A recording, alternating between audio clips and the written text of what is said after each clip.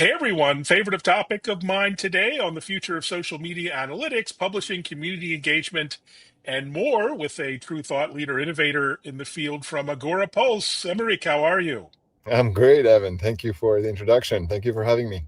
Well, thanks for being here. Social media fanatic, so I've been tweeting and posting and otherwise for gosh, probably 20 years now. So really intrigued by this conversation. Before that, maybe introduce yourself and what's the mission at Agorapulse? Absolutely. So my name is Emmerich. I'm the co-founder and CEO of Agorapulse, and the mission that we co-founded this in 2011. So it's been around for quite a while.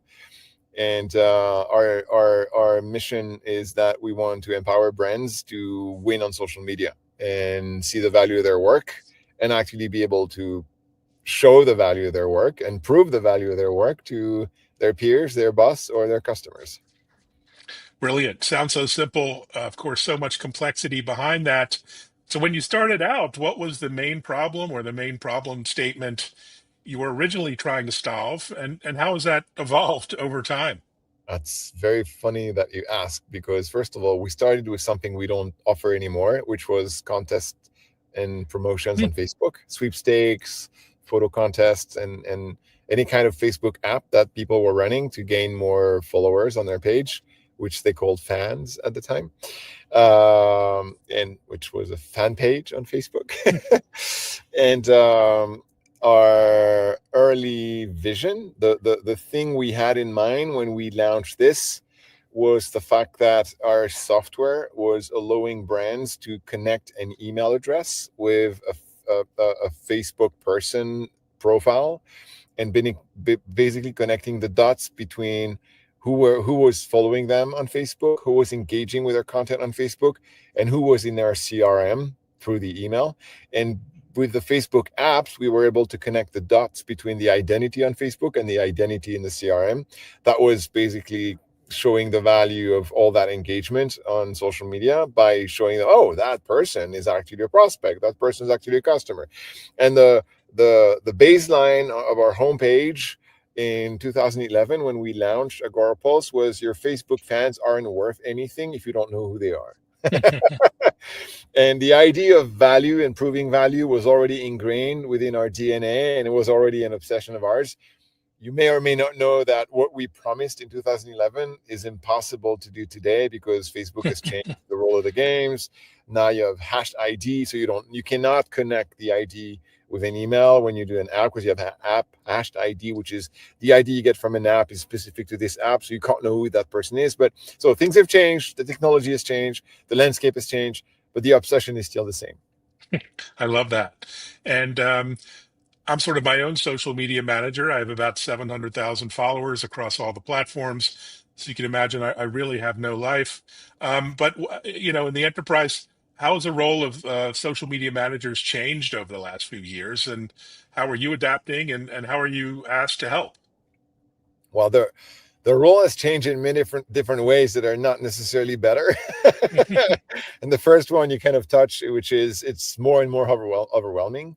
And it's more and more overwhelming because there are more and more platforms. And obviously you can ignore TikTok in the early days. You can ignore LinkedIn. There are platforms you can ignore for some time, but they will catch you back, which is at some point you got to have something on TikTok because now TikTok is leading the way of interest media and teenagers or even young adults. And so like Instagram, maybe you could have been ignore Instagram 6 years ago. It's quite hard to ignore Instagram nowadays. So you get more and more, which means more formats, more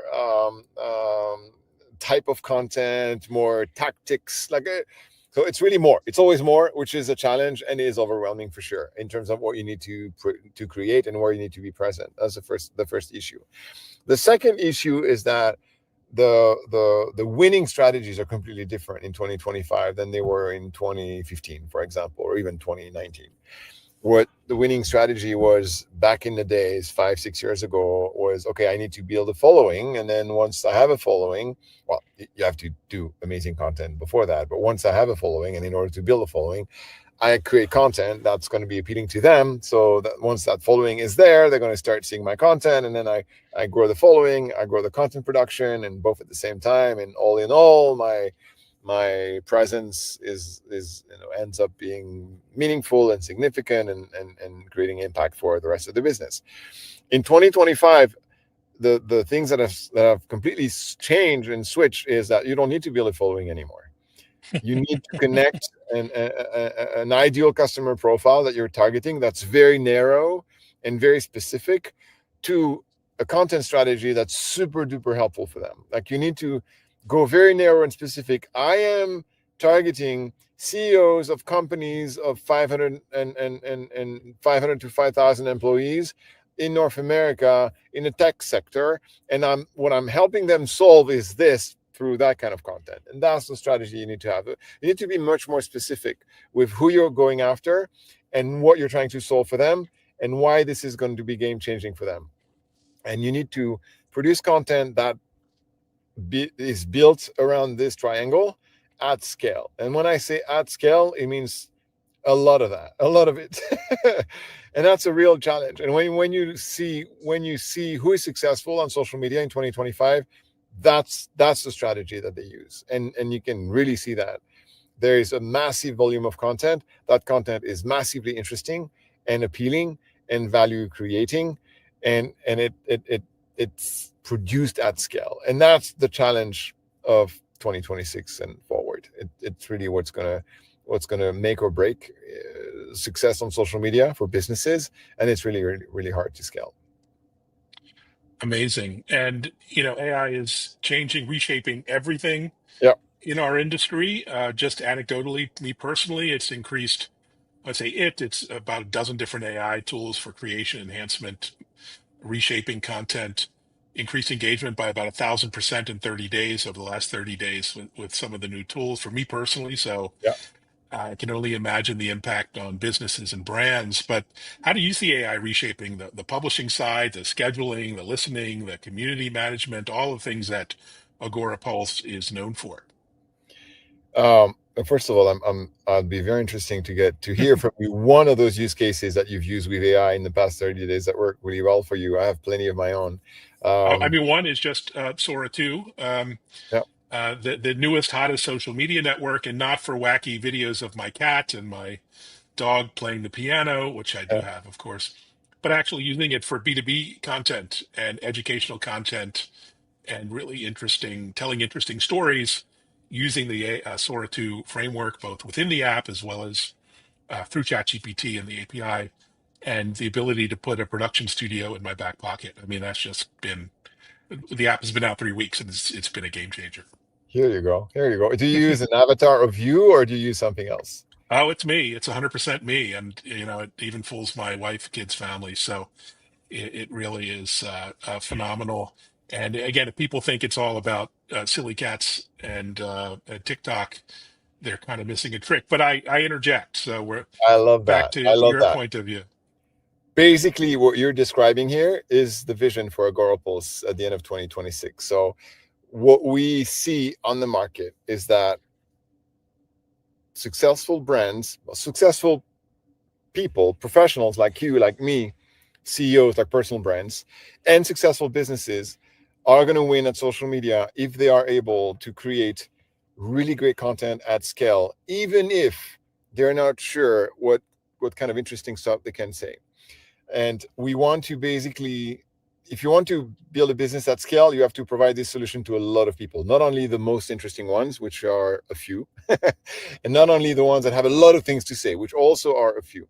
You need to be able to help those who don't exactly know what they should be talking about, those who don't exactly know what content they should be posting, those who don't really enjoy being in front of a camera or shooting camera with their iPhone, 3 times a day, which is the silent majority of people. The Mhm. creators, they're still the minority. I forgot what's the percentage of people who are creating content on social and the percentage of people who are just consuming content, but it's overwhelming. It's probably 1%, 99%, or even worse than that. So if we want to build a sustainable business, Agorapulse as a social media management software, we have to provide solutions not to the 1% only. It'd be great if we do the 1%, but also to the other 99%. So With I believe that's my vision, and that's what we're going to build moving forward. I believe that anybody can create very interesting content for a very well-defined ICP at scale, even if they don't know yet. They don't know it yet. That is my belief. And that is because I think every successful business, and obviously if you're an unsuccessful business, social media is not going to save you, but every successful business has stories to tell, has expertise, and has things that they can share with the world, and the world being their ICPs, the people they're selling to, or the ideal customer they're selling to. They have that to share with them. The problem is to surface it and format it in a way that it's consumable easily, seamlessly, at scale by their ideal audience. And the problem, they don't know how to do that. So I think AI can absolutely do that for you, and or help you do that in the early days. In 2 or 3 years from now, this avatar of you who is delivering amazing content on its own with you sleeping or sipping a cocktail on the beach is totally happening. There's no doubt. And I think that's what AI needs to do for social media pros. I mean, helping them extract the value they have and they don't know they have, or at least they don't know how to spit it out or how to format it in so many different ways: text, images, carousels, videos, short, vertical, horizontal, long form YouTube, short form TikTok, whatever, and orchestrate that content distribution of already interesting ideas that were sourced and put in form with the help of AI. And then with the help of AI, you push it everywhere it should be pushed at scale, and you keep improving and reshaping. Funny enough, I do you know a guy named Alex Hormozy on YouTube? Have you ever heard of him? Sure. Yeah. Very, very well known. I know him. I was in his one of his workshop 2 weeks ago in Vegas. And when you follow Alex and Layla, his wife, they're super successful. They're tremendous stars on YouTube, only posting about business content, which is Mm. amazing, having millions of followers just on creating businesses and winning at business. When you look at their content, it's not that they're repeating the same things all the time, but they're saying the same things in different ways. Like there's a lot of, oh yeah, this is, you should do more of the good things. And their content is not, it's not novelty every day. The same concept keeps coming back, but they come back a little bit differently, with a different angle, with a different experience, with a different story. And that's what AI can help you do at scale. Meaning, we all limit ourselves. We create mental barriers. Well, I don't have that much to say. Well, you do have that much to say. It's just you're not seeing it in different enough ways. So people, sorry, I'm rambling, but do you know what's the most important job of a company leader, a CEO, a CMO, a CRO, and so on? It's to be a CRO, i.e., a chief repeating officer. And what we don't do enough as leaders is repeating ourselves, getting the message across again and again and again and again, our values again and again and again and again. And I think we underestimate how many times we have to say the same thing in different ways, through different format, through different channels, so people finally get it and understand it. And I think that's what allows for a lot of social media content, and AI will be amazing at that. This is the core message. Can help me share this core message in 10 different ways through 10 different videos. Boom. I'm pretty sure it's going to do an amazing job at that. And it does today. Another bit of a tip or trick, a hack, is to drop this video that we're recording now into Notebook LLM by There you Google, are. Yeah. and Notebook it up. it will create probably the best explainer video, infographic video that you'll ever see. That's something that would probably cost you $10,000 to create Yeah. and produce back a couple of years ago Game for changer. free. Yeah. So I'll For do that free. after this posts, and we'll see how good it is. And of course, for B2B, it's great because people want information, they want education, they want to be not just entertained but informed. And this is a great tool to do that. But back to the grind of social media, it's not all fun and games. Things like reporting and analytics are a real grind. They're really difficult across platforms, and it makes every social media manager's and influencer's life hell. But those are two areas of value add and differentiators for you at Agorapulse. What kind of insights do they provide, and how can brands find value from those data analytics? that's the thing where AI is an absolute game changer as well. Because what social media management software such as ours or Hootsuite or Sprout Social or all the big names in the space have done for many, many years, we've all done the same thing. We give you a great bar chart, a great pie chart, a great graph, lots of colors. They look good. They make you look good. You want a beautiful PDF you can serve to your boss that he or she will not understand? Here it is. But social media reporting, the same way as any kind of reporting, if you want my opinion on reporting in general, was a beautiful visualization of results that you didn't really understand what they meant in terms of impact and in terms of insights. What AI does with all this, you still have that because people want that. They still want to PDF them and send them and share them and so on and so forth. But what AI does, it goes behind this and it gives you the actual insights. What actually worked? What should you do more of or less of? And that's what a business analyst or a data analyst should have done with those graphs, but nobody was doing that because nobody was doing data analysis on their social media reporting. Nobody ever never did that. Maybe in some Fortune 500 company, there were a dozen of guys doing that. I'm not even sure.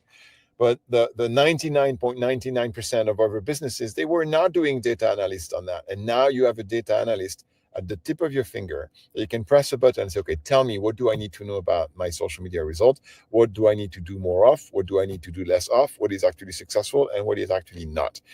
And for example, now in our reports, we have a AI summarizer. You go in your reporting and you click summarize with AI, and AI is going to tell you this is what worked in that time frame that you exposed to me. This is what didn't work, and this is what you should be doing instead. And that is the power of AI, which is the it's not giving you raw data that you don't know what to do with anything about, and it's giving you what you should do about it. And that's the value of analytics, in my opinion. And before AI, this was impossible. The cost of analyzing that data was so high that nobody was doing it. Now the cost is cents; it's nothing. And so people are going to tell you, "Oh, you're destroying the environment, and with all these hosting centers and your ChatGPT requests." Yeah, sure, but we can do so much with that was impossible before. That's game changing. On the analytics side, that is the game change. It's the insights behind the graph. Fantastic. The other trend I think we're all seeing is doing more with less. In particular, social teams are often stretched very thin. Um, Even the most junior people tend to be assigned to social media, which always shocks me. Is working with global 2,000 brands and the size of their social teams. I mean, one or two or a few people. It's just amazing. How do you help them? These teams work smarter, not just harder. Yeah, well, smarter, no, just harder. Is the core value prop of our industry, which is we're going to help you reply faster by suggested replies, by pre-built replies, by prioritization engine in your inbox. I think we've built the best inbox in the market. We were the first one building a social media inbox in 2014. Mm, Believe it or not, in 2014, nobody was providing you with incoming social content in an inbox format. It was all a bunch of columns. You probably remember TweetDeck or Hootsuite that were mm, eating the pack back then. It was a bunch of columns, sometimes dozens or hundreds of them. When you wanted to manage your incoming comments, reviews, DMs, PMs, you had dozens and dozens and dozens of columns to go check. We invented the social media inbox thinking that this is overwhelming. This is not right. They should behave like an email. And, Sprout Social copied us in 2016, and Hootsuite copied us in 2019, and now everybody and their sister has a social media inbox.